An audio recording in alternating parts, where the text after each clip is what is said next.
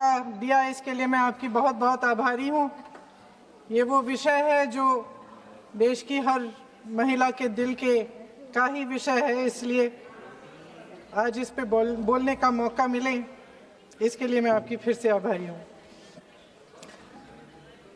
इस विषय का एक छोटा सा बैकग्राउंड बताना चाहती हूँ, क्योंकि प्रधानमंत्री महोदय जी ने अपने भाषण में काफ़ी जिक्र किए कि किसने रोका, कैसे रोका, 30 सालों से कैसे ये निर्णय रोका गया।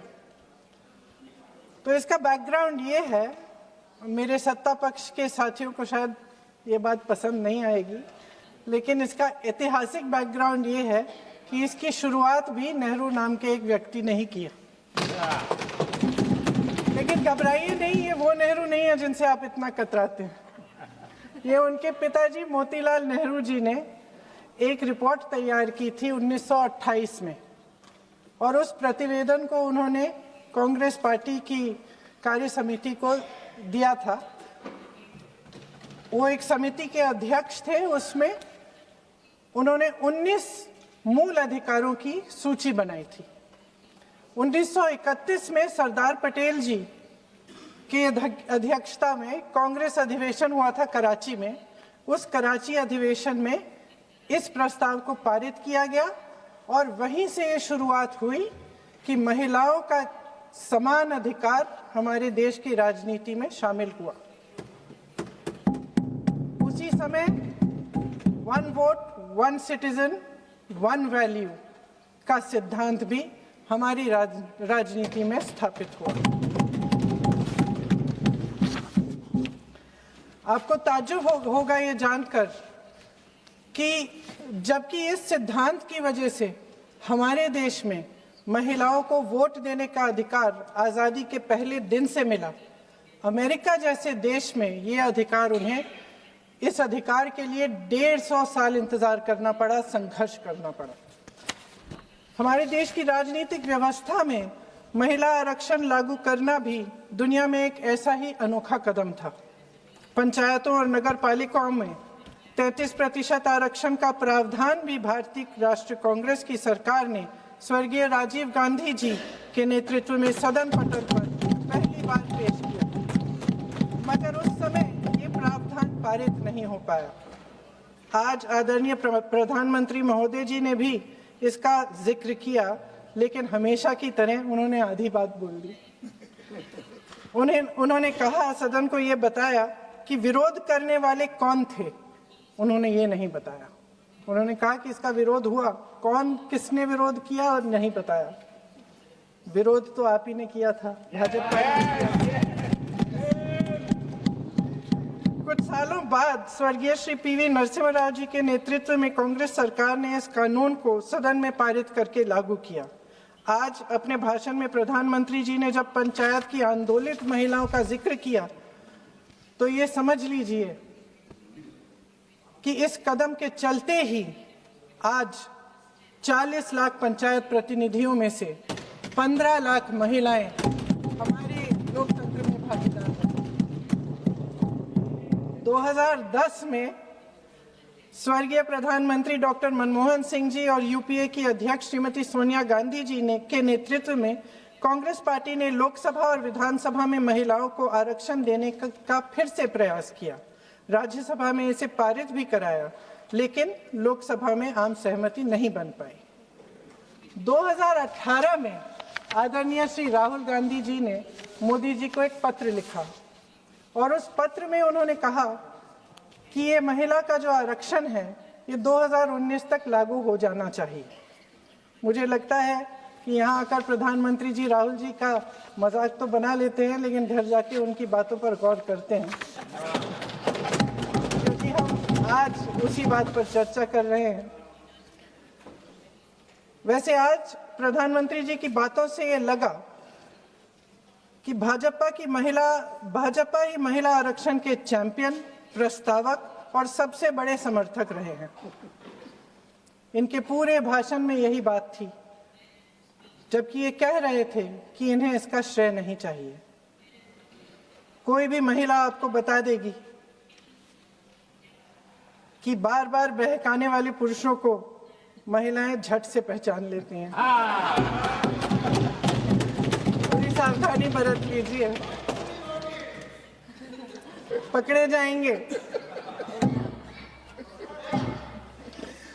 आखिर जब 2023 में राहुल जी के पत्र को पढ़ने के कुछ सालों बाद, हाँ, उसके बाद पढ़ लिया। आखिर जब 2023 में आदरणीय प्रधानमंत्री नरेंद्र मोदी जी की सरकार ने यह अधिनियम सर्वसहमति से पारित किया, तब भारतीय राष्ट्रीय कांग्रेस ने अपनी विचारधारा के अनुकूल इसका पूरा समर्थन किया। आज भी इसमें कोई शक नहीं होना चाहिए कि भारतीय राष्ट्रीय कांग्रेस महिला आरक्षण के पक्ष में डट कर खड़ी है और खड़ी रहेगी। लेकिन अध्यक्ष महोदय, सच्चाई ये है कि आज की चर्चा दरअसल महिला आरक्षण पर है ही नहीं। जो विधेयक के सरकार ने पेश किया है, उसका प्रारूप हमने पढ़ा, उससे पूरी चर्चा ही बदल गई है। उनकी सरकार के इस विधेयक का सार सुनिए। सबसे पहले इसमें लिखा है कि संसद में महिला आरक्षण 2029 तक लागू होना चाहिए। अब सहमत है। फिर कहा गया है कि इसे लागू करने के लिए लोकसभा सदस्यों की संख्या 50% बढ़ानी पड़ेगी। मतलब कि सीटों की संख्या 543 से बढ़कर 850 तक बनानी पड़ेगी, बढ़ाई जाएगी। और इन सीटों को बढ़ाने के लिए एक परिसीमन आयोग बनाया जाएगा जो 2011 की जनगणना को आधार बनाकर ये कार्य करेगा। ऊपर से इसमें कोई आपत्तिजनक बात नहीं लगती, मगर इसे गहराई से समझा जाए तो इसका असली मकसद उभरता है। वह राजनीति की बू जिसका जिक्र प्रधानमंत्री महोदय ने किया, वह राजनीति की बू इसमें पूरी तरह से घुली हुई है। दरअसल इसी सरकार ने महिला आरक्षण का जो विधेयक सर्वसहमति से 2023 में पारित कराया था, उसमें दो चीजें थी जो इस विधेयक में नहीं है। उसमें लिखा था कि इसे लागू करने से पहले नई जनगणना और परिसीमन कराई जाएगी। अब अचानक क्या हो गया? मन बदल गया। वही सरकार पुराने आंकड़ों के आधार पर क्यों आगे बढ़ना चाह रही है और इतनी जल्दबाजी क्यों? अध्यक्ष महोदय, ये हमारे देश की सच्चाई है कि प्रतिनिधित्व का सवाल जनसंख्या के सवाल से जुड़ा हुआ है। जब तक जातीय जनगणना नहीं होती, सभी वर्गों को उचित प्रतिनिधित्व नहीं मिल सकता। यह अनिवार्य है। ये सरकार 2011 की जनगणना पर आगे बढ़ना इसलिए चाहती है क्योंकि इस जनगणना में ओबीसी वर्ग की संख्या ही नहीं है।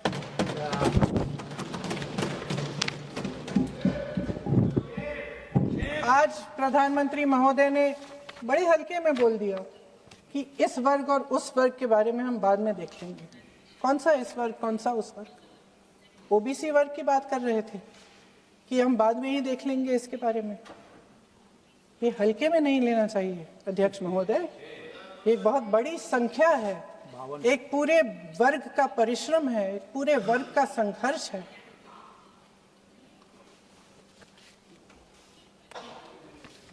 इसे टेक्निकल मुद्दा बता के उन्होंने अपना पल्ला झाड़ दिया। हम इनकी मांग कर रहे हैं, हम इनकी जरूरतों को आगे कर रहे हैं, हम कह रहे हैं कि इनको भी अपना हक मिलना चाहिए, और प्रधानमंत्री जी ने उसको एक टेक्निकल मुद्दा बता दिया। हमारे प्रधानमंत्री महोदय किस बात से घबरा रहे हैं? इसी बात से ना कि जब नई जनगणना होगी तो इस ओबीसी वर्ग के असली आंकड़े निकलेंगे और उसमें पता चलेगा कि ये वर्ग कितना मजबूत है, कितना बड़ा है, और उसके हक को कोई नकार नहीं पाएगा। 2011 की जनगणना को परिसीमन का आधार बनाकर प्रधानमंत्री जी ओबीसी वर्ग की ये हक छीनना चाहते हैं। उनके साथ एक बहुत बड़ा अन्याय करने जा रहे हैं। अध्यक्ष महोदय, कांग्रेस पार्टी कभी नहीं होने देगी। हमारा संविधान सबका है, ये देश एक एक देशवासी का है। किसी एक का हक छीनकर इसे नहीं चलाया जा सकता। इस विधेयक में सिर्फ यह अभाव नहीं है, एक और खतरनाक अभाव है। संसद का 50% विस्तार प्रस्तावित है, लेकिन इसके लिए कोई ठोस प्रक्रिया के बारे में एक भी शब्द नहीं लिखा है। आश्चर्य की बात यह है कि इतने बड़े परिवर्तन के नियम क्या होंगे, कैसे किया जाएगा, इसके बारे में पूरे विधेयक में एक भी शब्द नहीं है। महोदय, संसद में भारत के हर प्रदेश की भागीदारी 1971 में निश्चित तौर पर तय की गई थी और इसमें परिवर्तन लाने पर रोक लगाई गई थी, लेकिन इस विधेयक के तहत ये सब बदलने जा रहा है। आदरणीय प्रधानमंत्री महोदय जी और उनके अन्य मंत्रियों के खोखले आश्वासनों के बावजूद यह निश्चित है कि संसद में प्रदेशों के वजन का परिवर्तन किया जाएगा। हमारे लोकतंत्र की व्यवस्था में इतने बड़े परिवर्तन के लिए पूरी प्रक्रिया बनी हुई है, मगर इनकी योजना यही है कि प्रक्रिया को नकारा जाएगा। जिस तरह असम में इन्होंने मनचाहे सीटों को काटा पीटा, विपक्षी दलों के नेताओं की सीटों का विभाजन किया और अपने राजनीतिक फायदे के लिए नई सीमाएं बनाई, उसी तरह ये पूरे देश में इसका मतलब ये है कि परिसीमन आयोग में सरकार द्वारा चुने गए 3 जने इस पूरे देश के प्रदेशों का वजूद, देश के लोकतंत्र में उनकी भागीदारी और उनका महत्व तय करेंगे। लोकतंत्र को खत्म करने की शुरुआत तो इस सरकार ने चुनाव आयोग, न्यायपालिका, मीडिया और अन्य संस्थाओं पर अपना पूरा दबाव डालकर शुरू कर ही लिया था, मगर अब लोकतंत्र पर खुला वार होने जा रहा है। अगर ये विधेयक पारित होता है तो समझ लीजिए कि इस देश में लोकतंत्र खत्म हो जाएगा। अध्यक्ष महोदय, मौजूदा सरकार एक बार फिर इस देश की जनता की आंखों में धूल झोंकने का काम करके देश की अखंडता पर बहुत बड़ा हमला कर रही है। एक तरफ महिला आरक्षण की बड़ी बड़ी बातें, तो दूसरी तरफ गुप्त रूप से ओबीसी वर्ग का हक छीना जा रहा है और कुछ प्रदेशों की ताकत कम करके लोकतंत्र की धज्जियां उड़ाकर अगले चुनाव के लिए अपनी पार्टी की मजबूती का ढांचा बनाया जा रहा है। हंस रहे हैं गृह मंत्री जी, हंस रहे हैं। पूरी योजना बना रखी है। चाणक्य आज अगर जिंदा होते तो वो भी चौंक जाते आपकी राजनीतिक कुटिलता पे।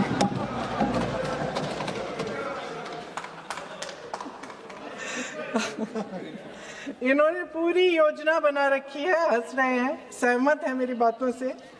अचानक प्रदेशों में चुनाव के दौरान सदन की बैठक बुलाओ, कोई सर्वदलीय बैठक मत बुलाओ। विधेयक का प्रारूप सिर्फ एक दिन पहले सार्वजनिक कर लो ताकि विपक्ष को कोई मौका न मिले कि इस पे चर्चा कर ठीक ढंग से हो। मीडिया और पब्लिक में पहले से ही चर्चा शुरू कर लो कि मोदी जी एक बहुत बड़ा कदम उठाने वाले हैं महिलाओं के उत्थान के लिए। ये विपक्षी दल के जो नेता हैं कुछ समझते नहीं हैं, राष्ट्र के हित में कुछ करते नहीं हैं, विरोध करेंगे। बेचारे मोदी जी इतना बड़ा कदम उठाने वाले हैं, सबको इनका साथ देना चाहिए राजनीति से ऊपर उठकर, और ये कर करके विपक्ष को धर्म संकट में डाल दो। एक तरफ महिला आरक्षण और दूसरी तरफ आपको काट पीट करने की, पूरे ढांचे को बदलने की स्वतंत्रता, ओबीसी वर्ग को नकारने की स्वतंत्रता। अध्यक्ष महोदय, राजनीति में कुटिल होना अपनी जगह है, शायद हमें और थोड़ा होना भी चाहिए इस तरफ वालों को, लेकिन सत्ता बनाए रखने की महत्वाकांक्षाओं को परे करके देश के हित के लिए सही निर्णय लेना अलग है।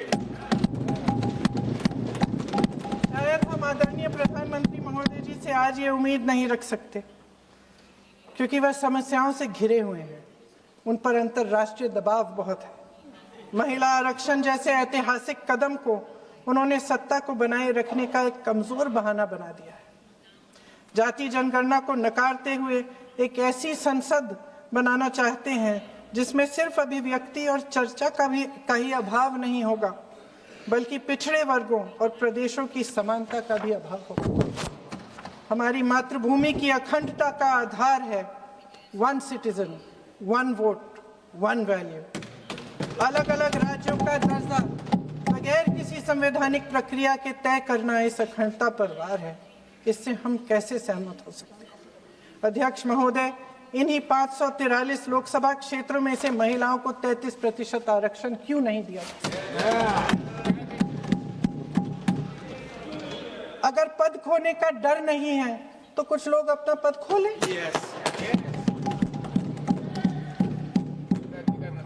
इसी में से SC ST का जो दर्जा है, SC ST में महिलाओं का आरक्षण 33% हो जाए, 1/3 आरक्षण हो जाए, OBC का भी उचित आरक्षण हो जाए, आज पारित हो सकता है।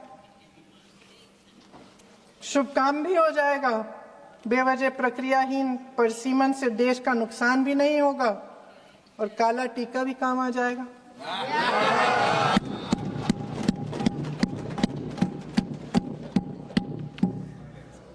सदन की सर्वसहमति से देश के इतिहास में एक महत्वपूर्ण कदम उठाने पर आदरणीय प्रधानमंत्री महोदय जी का नाम भी लोकतंत्र का गौरवमय पन्नों में लिखा जाएगा। अध्यक्ष महोदय, आज मेरी बहुत सारी बहनें यहाँ बैठी हैं, सदन की चर्चा देख रही हैं। हम चाहे बड़े शहरों में रहती हों या छोटे कस्बों में, गांव में, चाहे पढ़ी लिखी हों, कभी भी